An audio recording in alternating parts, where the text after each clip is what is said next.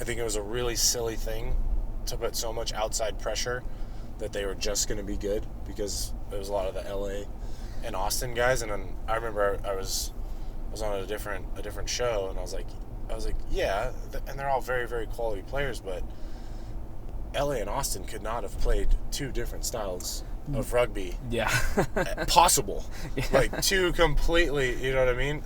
Different styles of play, and bringing those two groups together predominantly, plus, a couple other individuals. I was like, yeah, it's going to take a lot of time to find out what works for us, because the LA answers weren't exactly right. The Austin answers weren't exactly right. We have to find the Hounds answers. And it's very difficult when you are trying to do that in a game week, going against a team that has been together for a while and has a genuine identity.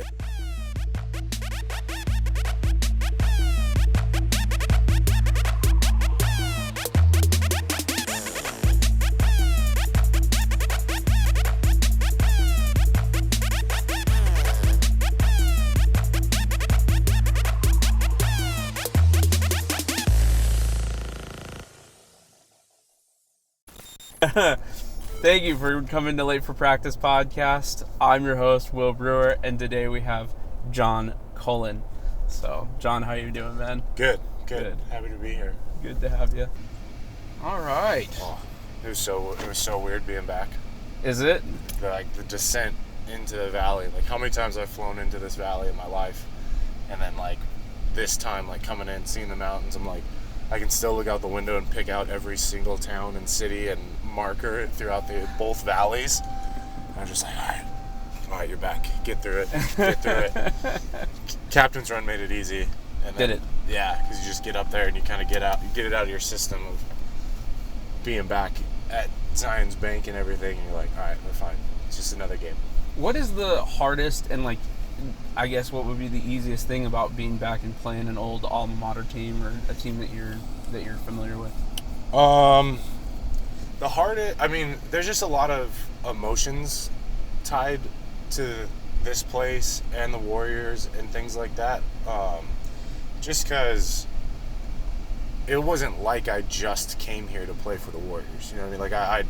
I went to school here, lived here for a long time, had been involved with club rugby and just rugby in general in the state of Utah for so many years, with the selects the year before, then the Warriors through good year, bad year, good year, you know what I mean? So you just invest a lot into it.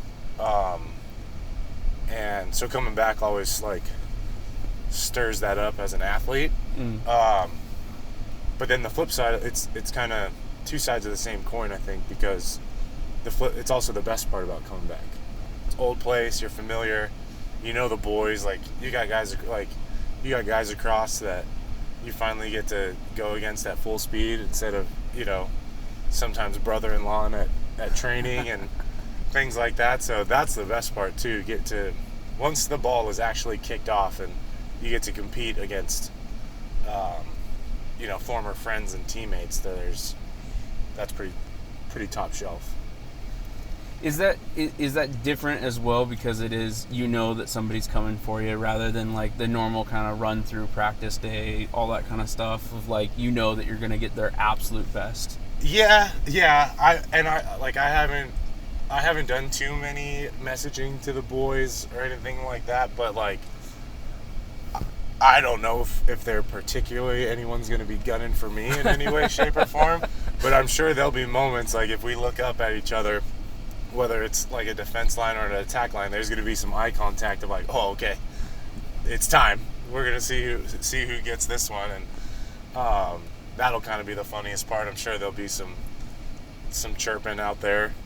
I know there'll be some chirping out there because I never stop talking during the game, so I know on my side there will be, but it'll all be good. If I get a couple of them or they get me on a good hit, there's just going to be laughing and shit talking on the bottom of the ruck, so it'll be all fun.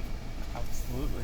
No, that's awesome. And what a great place for the league to be in, to where we actually have teams now that are having trades and and causing, these kinds of games where players come back to their old teams to actually play against them. Yeah, it was always interesting early on. I always said there was that first initial of kind of the old guard of like older Eagles and like the newer Eagles that had either played together a bit or you'd played against someone so many times. If you played, on the same 4 big clubs in the U.S., you end up playing against the same guys all the time. So there's a lot more like during games, you always had 1 or 2 guys that you were playing against, and now I think that's increased so much with the movement of players and trades. You've got guys all over,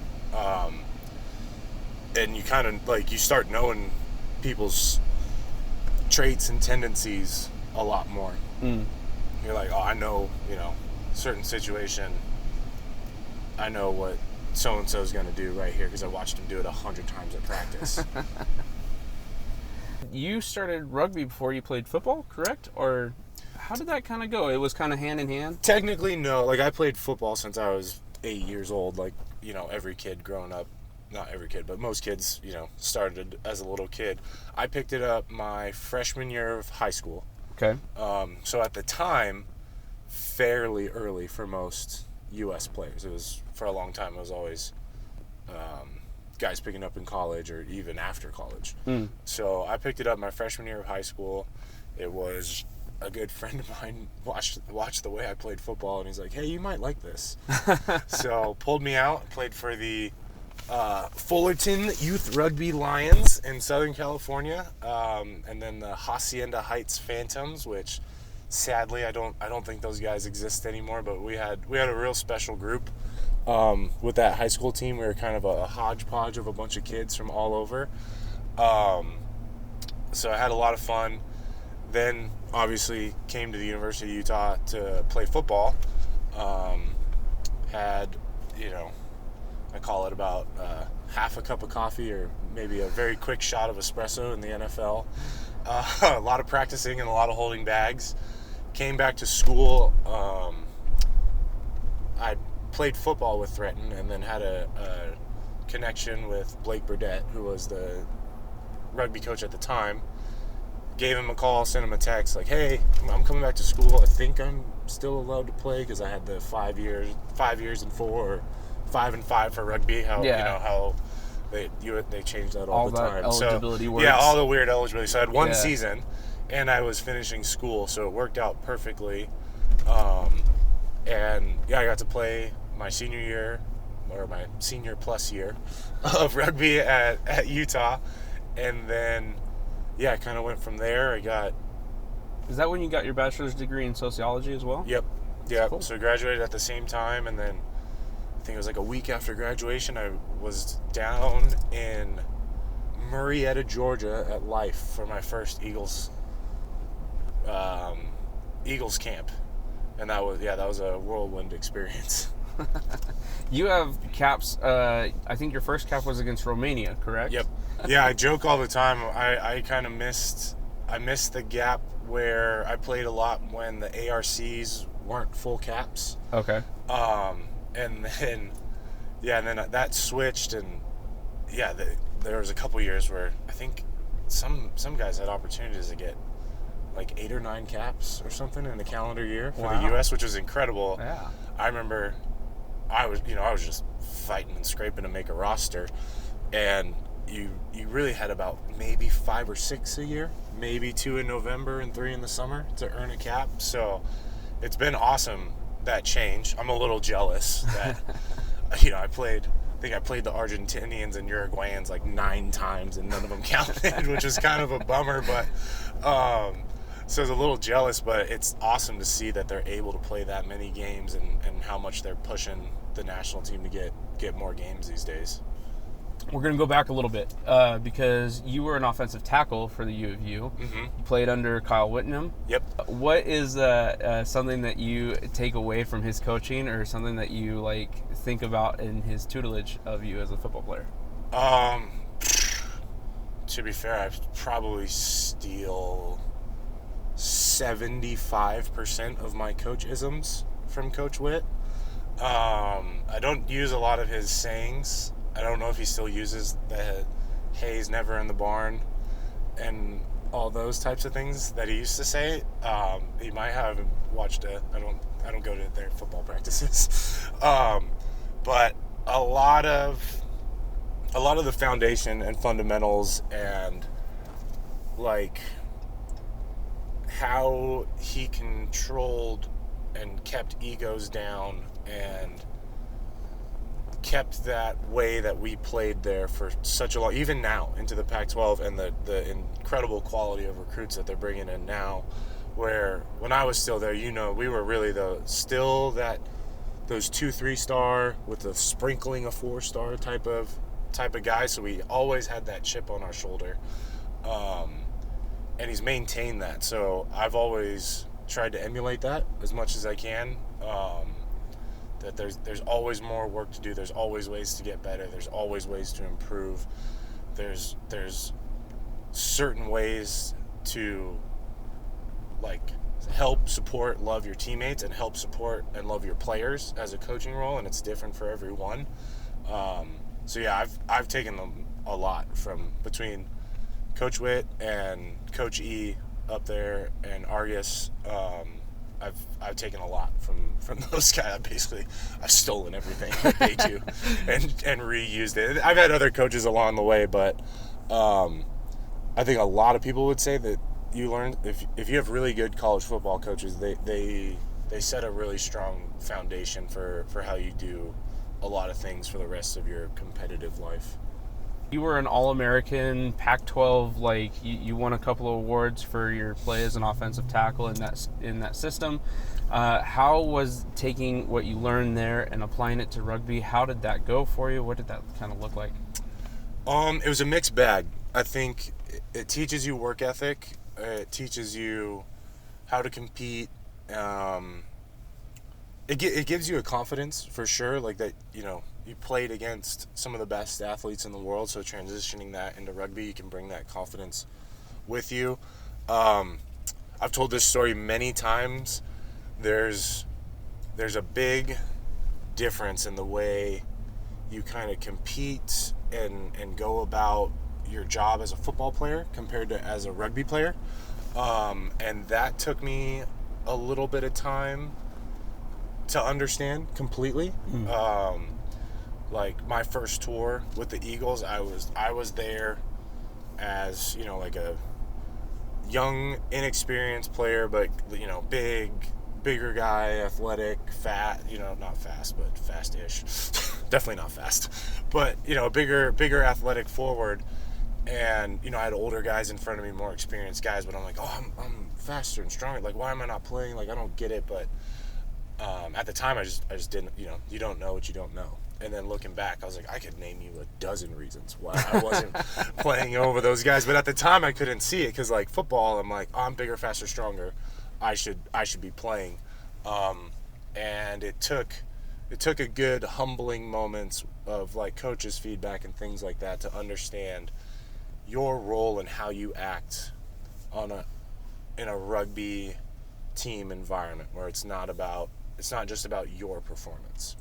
Like, your performance is important, but there's so many other intangibles of how you build a roster, how you build a 15 and a 23 and things like that. And you need to understand your role and how you contribute to that. So that took a little bit of learning. I think I've talked, and I've seen it too, with young football crossover athlete guys that teams that bring in, and I've been around. I see it in them, and I try to, like, as much as I can, be like, hey, I'm telling you right now, bro, that's not the route to go. Like, adjust quickly, or you are going to be very frustrated. And I've seen guys make the switch, and I've seen guys not make the switch and don't enjoy their time. But there's a little bit of that takes some of these crossover guys some time to learn. When you say you're crossing over from that offensive tackle to the lock position, I mean, what are some of the lessons that you had to learn that you feel like? Can you get more specific into that? It wasn't specifically like just playing lock. It was just understanding an entire game. Like, I was just like, oh, I'm big, I run hard, like, But there's so many more things than just being big and running hard. Like, how do you manipulate the defense? Can you set somebody else up? Can you run lines off somebody else?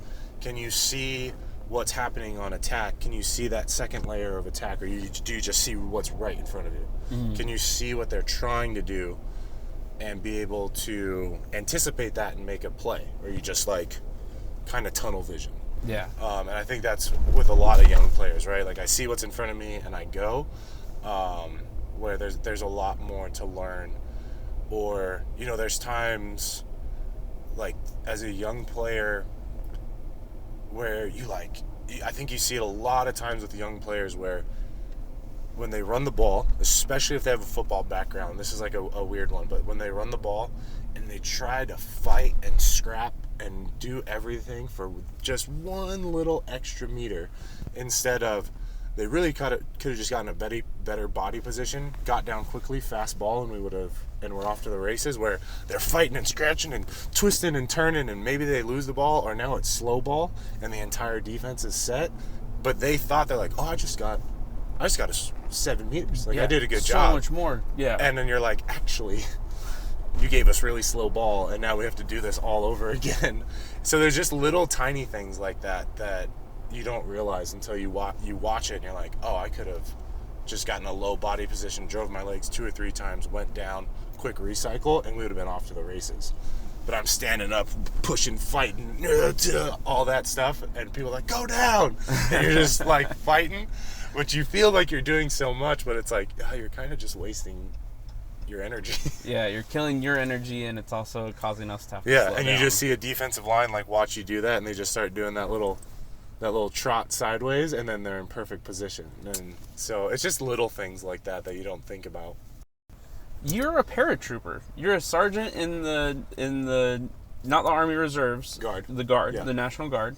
How did you escape with not getting the nickname Sarge, man?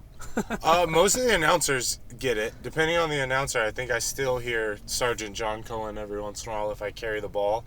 Especially if it's the Memorial Day or Military Appreciation Week, I get that a lot. Jerome, I think Jerome's on the call tonight. Yeah. So I'm sure he's gonna, if I get the ball, he'll let it slip. But yeah, I did 6 years here in the Utah Guard. I was a medic and a paratrooper, and then I did a year out in the Iowa Guard as well, where I was just a medic. They didn't have an airborne unit, so that was a unique transition. But yeah, it was the jerseys that the Warriors wore a couple years ago, that crest was my unit. Oh wow. The one that was on their sleeve. Oh, that's cool. Yeah.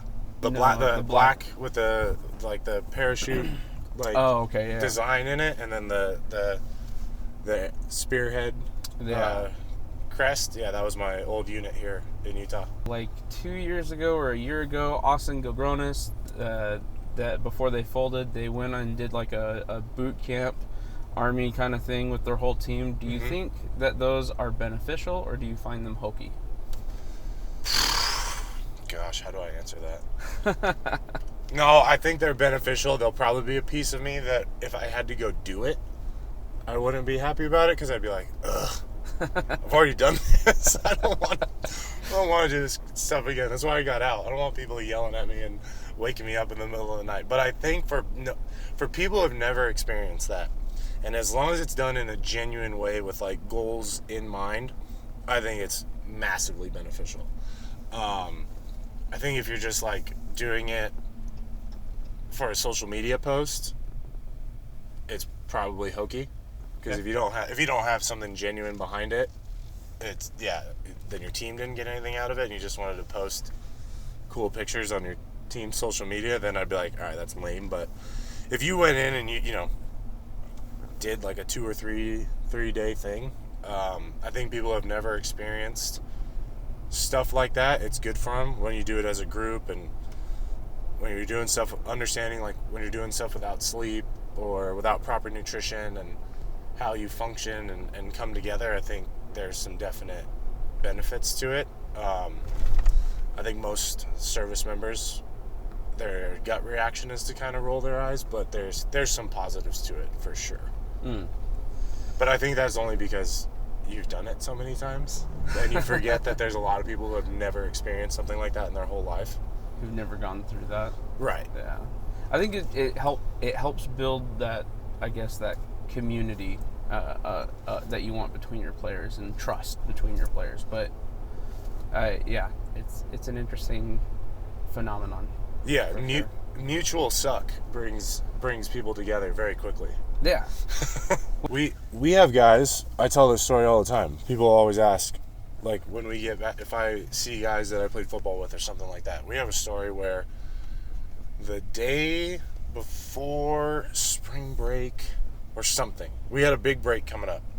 Someone showed up late. We went in to the indoor and ran like 65 gassers.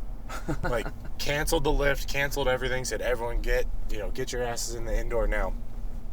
And we just ran 65 gassers. And like, we still talk about, like, remember that time we had to run those gassers before spring break? Like, that's the type of, like, crazy stuff that you really talk about. Like, I don't know if we've, like, ever sat around and talked about a game or, like, a cool play or a touchdown. It's always like, oh, remember when we had to carry each other and bear crawl for 500 meters with people on our backs? Like, oh, yeah, that was so fun. That was a great time. That was awesome. What does a team coached by John Cullen actually look like, man? Man, that's a great question. When I've taken over, I've only done things below a professional level as a true coach, like between high school, college, and club. I've always honed in on the details and the simple things. Like, I tell my guys all the time, I don't really care if you get the ball and you can step four dudes and score breakaway tries. It's really not gonna excite me. I'll be happy for you and your individual abilities, but if I could see you command a field, run 3 phases, see where the space is, get the ball to space, and score like walk-in tries in the corner because we manipulated the defense, that's where I would be excited as a coach. And that's kind of what I try to instill. Like, I want to get guys in areas to let their abilities show, not rely on their abilities to win. Okay. Because I think you see teams play that way. You know, I think a lot of people emulate the All Blacks, and I think you've seen the change in the All Blacks when they played in a certain way to highlight skills instead of using skills to win. And that might have been a change recently, but that's a big one I harp on. Obviously, I'd want all my teams and forward packs that I'm involved with to bring in physicality, be very detail-oriented and set piece. I would always want a strong maul and a good, I'm a forward, so if I had a team that couldn't do that, I'd be pretty disappointed in myself. But yeah, kind of honing in on details and simple things of the game and getting really good at that before having to rely on your individual abilities. I'm reading through Total Rugby to try and understand rugby more, and what you're talking about sounds exactly like what they say at the beginning of that book of the biggest asset that your player can bring is their decision making and their ability to make that play happen, and so it not only highlights their abilities and what they can do, but also the teammates' ability and provides a more dangerous team because they can attack almost from anywhere. 100%. That's a really cool. I've been around some young, talented players, and I've told them I'm more excited if I see you make the extra pass. Use your abilities to manipulate a defense and make that extra pass instead of trying to take it on your own every time. So if you're building a team, what players are you starting with? Like, what are you recruiting first? What's the top priority of, like, we need to go get a guy that does this very well? I'm probably starting with the type 5 first, because if you can't win a scrum and you can't win a line out, it doesn't really matter what you have going on past that. So I'm probably starting there. And then depending on a team's abilities and styles would kind of dictate the pattern that we would do, and then kind of build your spine from there, right? Your 9, 10, 15. And find maybe a wing with just some finishing abilities that are out of this world that we all, I think we all want to find that. And then I think you can build pieces from there. But if you kind of build that, everyone calls it like the spine of a team, that type 5, 8, 9, 10, 15. Once you have that, a lot of the other pieces kind of fall into place naturally. I think a lot of times you've seen like what a great 9 and 10 can do for people around them, can change the whole way that you play. Yeah, those field generals of the 9 being able to pass to the players, make more plays, set up people for success, and then that 10 to read a defense and know where to put that ball. So if you're doing a football team, I'd want a center, a left tackle, and a quarterback, and make sure those are my 3 best players on offense. There you go. Being at Chicago now, what sets Chicago apart from any other MLR team? It was close to where I lived. And they called it. It was once they were announced, and I got a funny text message and a very random phone call about a month and a half into this season that I was not expecting at all. The only reason I could make it work with wife, family, job is because it's close. And I say close, it's a 5-hour drive from my house, but still the closest possible team. And yeah, I had a phone call with James English and Sam, and probably won't share everything I said with Sam, but he'll tell you it was one of the funniest and honest conversations I think he's ever had with a prospective player. And they kind of basically said, we'll bring you in for a 2-week trial, which essentially is just like, we'll see if you still got it. We'll see what 2 years of retirement has actually done to you. And I got out there, and they signed me the first week after the trial. I was out there, and then got rostered, and we were in it. There you go. So yeah, it took a little while. Took a little longer than I thought it would take to get back to just fitness and game speed and little things, and shaking all the rust off, getting back fit, and like actually MLR starting fit, not just like roll up on a Saturday of club rugby fit. So yeah, it took a little longer than I would have liked, and probably the coaching staff would have liked, but about these last 3 or 4 weeks, it's starting to feel real good. I've kind of started to feel like my old self again, which has been good for myself and the confidence and things like that. But two years out of the game, there's some rust that you didn't realize was rust, and there's some new rust that you didn't realize that you had either, and you're like, all right, we gotta get back into it. Do you think that causes a problem getting back in, just with like that rust and like that extra like just patina that you've put onto it? Oh, of course. Yeah. I mean, if I was 25 or 26 again and I took 6 or 7 months off, it'd take me a week or 2 to kind of get back into it. This one, it probably realistically took me about 6 or 7 games, I think, to actually feel like I was playing, not kind of surviving. But yeah, obviously age is a huge factor. And I always tell people it's not really the games, but it's the practice and workload, right? It's every day getting up, showing up to practice, and I play a very physically demanding position.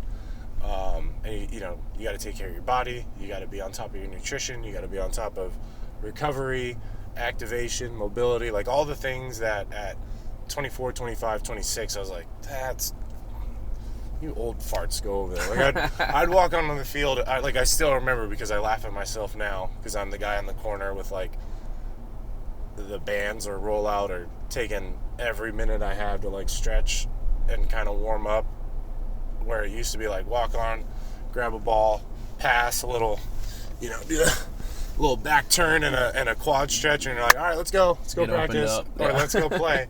And now I'm like, I need a lot more than that these days. So it's always fun. It comes full circle when you make fun of the old guys and then you become the old guy. Well, Alan Wynne Jones in Wales has just announced his retirement from international play. Looking for another team outside of Swansea. I mean, he's what, 36, 37? I believe so, yeah. Something like that. Yeah, so, absolute just legend of the game for just the longevity and the quality that he's played at. It's just incredible. And it does kind of show you when you're in those, I think when you're in those professional environments from such a young age, it does increase your ability to play longer, but it also, when you're playing 20 to 30 games a year, it also can limit your longevity depending on how well you take care of yourself. So yeah, he's a legend. There is times, not that I would ever compare myself to Alan Wynne Jones in any way, shape, or form, but I've had times where I'm like, wow, he's still out there playing, like I can do it, Yeah. I could take care of myself. I can get out there and play some MLR games. I think that there should be a good push from an MLR team to get him out here. I know that you have you want it to be an American league, and I agree with that 100%. But I just think of the wealth of knowledge that he would bring to an American side, which would kind of be cool to see. Yeah, it'd be interesting. Yeah, if he still wanted to play or a coaching role or something like that, I'd love to have someone like that over there. I think when it comes to like genuine marquee names coming over to play, I think that's huge. I think where some of that conversation spikes up about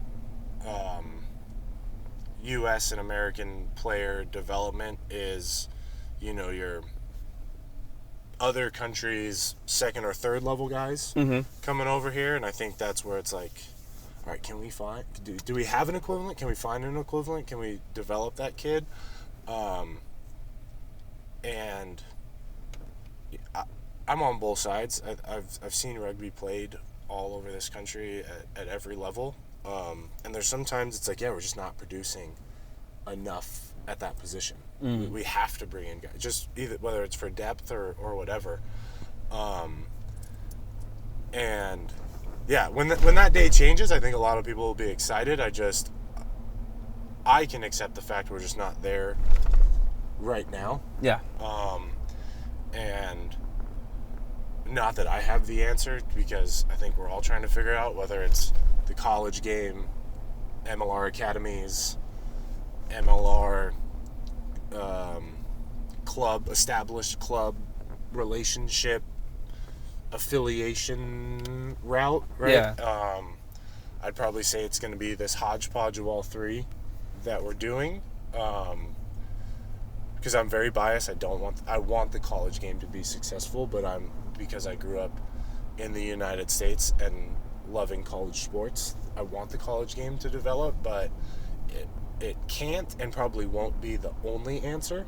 So I think finding a harmony between all those three will be where we can find the most success. How to pull that off, I have no idea. USA Rugby doesn't pay me enough money to figure that out, but I would love to see it happen. You're actually kind of in an interesting position to see how the success of college football and how the money of college football has actually provided. I want to hold my tongue easy here because what I'm going to say may ruffle some feathers of some people, but I believe that because college has become such a business, that it puts out less tactically able players, especially in like quarterback positions and things. You see more running quarterbacks. Guys don't sit in the pocket and sling it kind of everywhere as they used to. Mm-hmm. So I think that because it's become such a business, the product that you're getting at the pro level is lessened because they're more worried about, coaches are either more worried about their jobs or they're more worried about, staying on staff and making money that next year, that it kind of is a detriment to that game. Whereas rugby has not seen that problem yet, and I think that the colleges can still provide higher caliber players out of their systems. Yeah. Do you have an opinion on that? Do you not? I don't know. I think the game is just naturally changing. Like I just don't. I think offenses, and obviously with rule changes against defenses in football, you're just going to see more scoring and more touchdowns and more plays like that. And yeah, I think the days of like a true blue pocket passer, 3-4 yards in a cloud of dust, power eye is gone, which may make it feel less tactical oriented. But that just means it's more like space oriented, like similar to rugby. You know what I mean? Like we don't see, just like when we watch rugby, like we don't see a midfield maul. Yeah. Like when we take that ball and you turn, because it's just a much more space oriented game than this kicking maul scrum game, which I might argue for rugby especially is genuinely needed for a viewership standpoint. I know there's some football and NFL purists that want a little more defense and the defense to not be so handcuffed in touching people. Penalized for every, like, don't get me, there's some times where I'm like, I played offense my entire life. Played a little bit of defense in high school or whatever, but like high level, I've always been an offensive player. And there's times where I'm just like, I'm like everyone else. It's like, what is that guy supposed to do in that situation? Not touch him, give up a 60-yard touchdown, and then he's on film with a guy getting hosed for. But so I feel bad for most defensive players in about 90% of the football games I watch. Same with rugby, with some of these like high shots and awkward tackles, and I think we're slowly seeing that get pulled back from the craziness that we had like 1 or 2 years ago. Okay. Because it was just like, come on, okay, you don't need to card. Like, we can all obviously tell he was not trying to do that. Like, take his head off. Yeah, we don't need to card him. Like, penalty, sure. It was just awkward. Guy got hit in the face. Like, he'll be fine. We play rugby for a reason. It's okay. Because you see, like I'm guilty of it when I play because I'm trying to work the system too. But you just see too much posturing for like all these calls and all this. But it's like, and there's times you just want to, like, all right, let's get on with it. Yeah. But it's like, if they're gonna call the penalty, we're gonna fight for the penalty. Yeah. Because who doesn't want 30 free meters and an attacking lineout? Yeah. But yeah, I think most games are just going to a more space-oriented style of play for player safety and rule purposes. How do you achieve the best kind of perfect line out? Lifts and timing. Yeah, I mean that's really all it is. Like, you can watch. A lot of people have different styles. Whether you run a complex system with a lot of movements, a very simple system with a lot of spot balls and throw jumps and things like that, and whatever your strengths are between the height you have, the lifting prowess you have, and the throwing abilities that you have, all factor into that. I would say I always lean to a more simple line out with really honing in on drill, lifting ability, and throwing.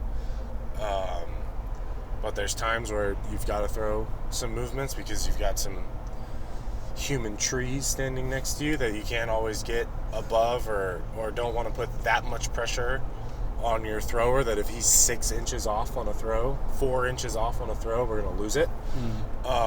But it really, really, when you boil it down, just comes down to lifting, timing, and throwing. And you see some teams that are phenomenal at it, and they're literally just all locked in on a hooker, and as soon, the millisecond that he flinches, they're throwing someone up in the air, and the defense just can't react the same. And then you see some guys with 6 different moves and switches and loops and slips, and they get the ball. So it definitely is dictated by your style and the buy-in from that forward pack of like, hey, this is how we line out. This is how they line out. We do it this way, and we know what we're good at, and we're going to do it until they stop us. I find it interesting that so many MLR teams seem to actually have problems with their lineouts, and it's a bevy of them. I would say, I think it's somewhat misconstrued.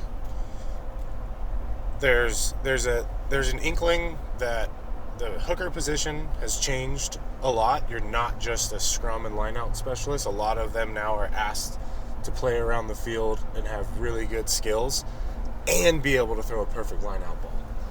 That type of person or player is very difficult to find. If you have one of those, you'll see the teams that are incredibly successful. But I would also say, and I believe this to a certain point, there's some outliers in different teams. When you scout them, you can tell either they haven't quite figured out their system and their strengths, or injuries, things, people in different positions just throw off your timing and stuff like that, and that's hard to adjust to. But I'd also say it's a compliment to the league and to the abilities is there's a lot of parity in forward packs in this league. Like, it's weird saying this now because obviously, you know, we've had a tough season. We haven't had the results that we've wanted, and our set piece has struggled immensely at times, but then excelled immensely in some games. So we're right in this. So I'm saying this, right? We're in this group, but from a non-biased standpoint, like if I took off my Chicago gear, like I couldn't tell you like there's 1 or 2 forward packs that are just so dominant in everything that there's a ton of parity. Every single forward pack in this league to the team has a piece that you can find and expose. Some teams, statistically wise, very strong lineout, maybe not the strongest scrum. Vice versa. Some lineout struggles, really struggle in the scrum. Some, and this one's probably the toughest, that I think we kind of fall in this category, are kind of good at both, not great at either one, and have some up and down games. So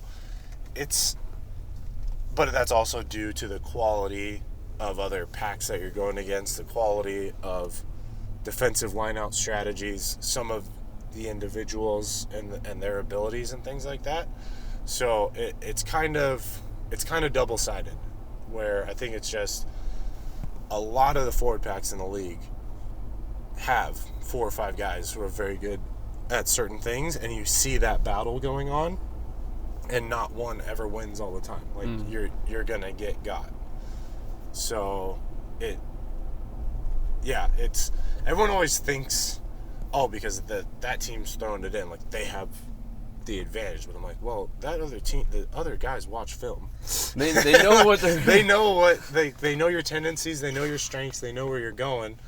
And yeah, like I said, it only takes 4 inches off a throw. When you've got, 3 6'5" plus guys standing across from each other like this. Yeah. And we get it kind of right, and you get it right, and your throw's a skosh off, like we're getting a hand up and stealing that, or vice versa. Like I'm reaching for a ball, and it's I'm not fully extended.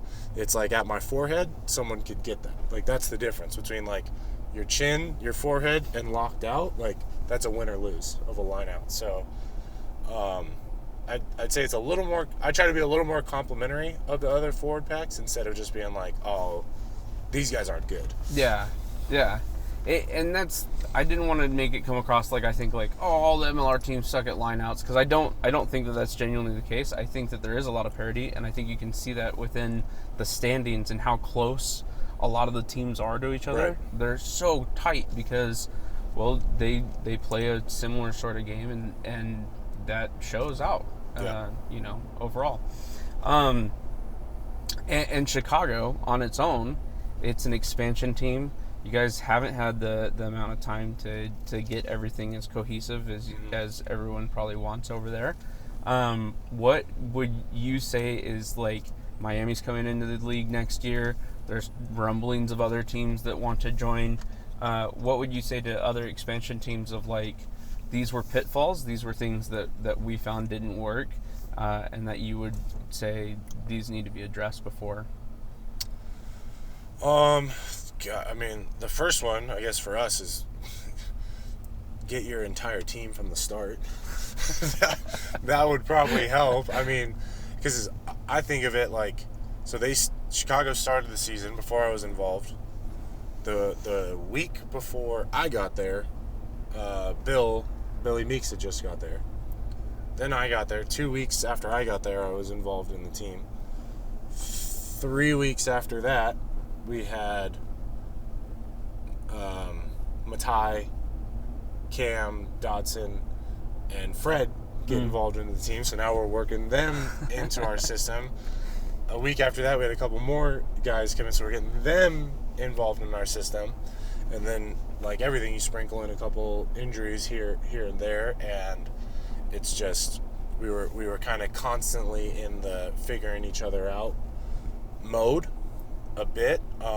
And you got guys from teams with very different ideologies and styles of play. Like, I think it was a really silly thing to put so much outside pressure that they were just going to be good, because there was a lot of the LA and Austin guys. And then I remember I was on a different show, and I was like, yeah, and they're all very, very quality players, but LA and Austin could not have played two different styles of rugby. Yeah.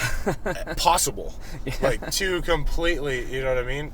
Different styles of play, and bringing those two groups together predominantly, plus, a couple other individuals. I was like, yeah, it's going to take a lot of time to find out what works for us, because the LA answers weren't exactly right. The Austin answers weren't exactly right. We have to find the Hounds answers. And it's very difficult when you are trying to do that in a game week, going against a team that has been together for a while and has a genuine identity. And especially, I've said this since I've been in the league, but I'm biased, but like especially in the West. Yeah. With most of the teams that have been around like Seattle, you know exactly who they are. San Diego, like Houston, Utah especially, right? Like, their styles, what they're getting, which is like, okay, cool, we know what we're getting, but those guys know exactly what they're doing. What they're already what they're about, what they're is. doing, their game plan, style of play, what the guy next to them is going to do in a certain situation, right? So their preseasons have already been set. They've already played together. They've already done super well, like at establishing these like tactics that they want to run. Yeah, so. Exactly. And like I get this question. I get this question all the time from people, and then I certainly don't have the answer, or the 100% answer, right? Because we're still trying to figure it out as a group. But there's just moments. There's just moments in games where someone thought something while the other person thought something else, and you see that disconnect happen, and then we just got to fight through it. And then it kind of happens again. We got to fight through it. So the only thing I can equate it to is in basketball, you bring in somebody that may not be like in and day out in that same system, and you can see that it takes a year for that all-star to work well within that system. So. Right.